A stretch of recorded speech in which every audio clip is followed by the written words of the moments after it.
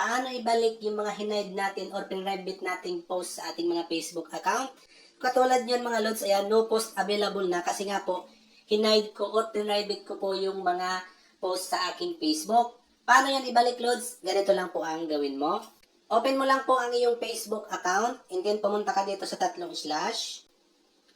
Pagdating mo dito sa iyong menu, punta ka naman dito sa iyong profile. Yan. And then, pagdating mo dito sa iyong profile, punta ka dito sa tatlong dot.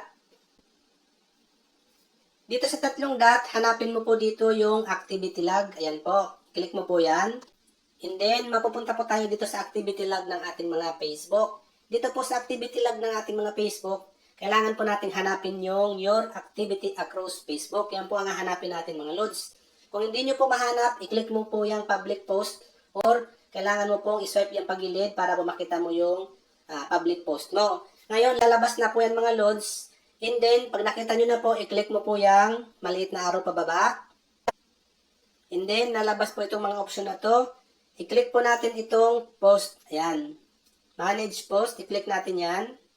Ngayon, pagdating po dito sa manage post, ito po yung mga pinost natin sa ating mga account. So, nawala na po ito kasi nga po nilimit natin ito, pinribate natin ito. Para po ibalik siya mga lodis, ng lahatan, i-click mo po itong filter. Ayan.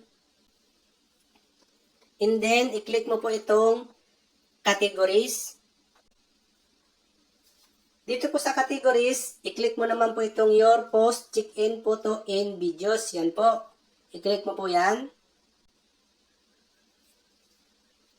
And then, lalabas po dito mga lodis, yung mga shinare mong videos or yung mga pinost mo pong videos or ano man pong pinost mo sa iyong wall. So, i-click mo po yan lahat mga lods all. Yan. Kailangan po naka-checkbox po yan mga yan. So, pwede nyo pong i-scroll up.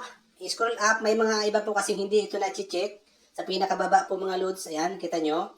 So, kailangan nyo po yan mga lods i-check kung hanggang saan po ang gusto nyo pong i-check. Marami po yan mga lods. Ayan. So, kayo na po bahala kung ilan po, kung ano po yung mga gusto nyong ibalik sa dati. Pag na-check na po, pag okay na po, i-click mo po itong change audience. Ayan, click mo po yan. And then, change audience. Dapat po, ilagay natin siya sa public. Ayan po. And then, i-click natin tong change. And then, i-refresh po natin yung ating mga Facebook. Back lang tayo sa pinaka-homepage ng Facebook natin. Pag once po na na-refresh nyo na, ngayon, titinan po natin. Gagamitin ko pang isang Facebook. Ayan. Ito.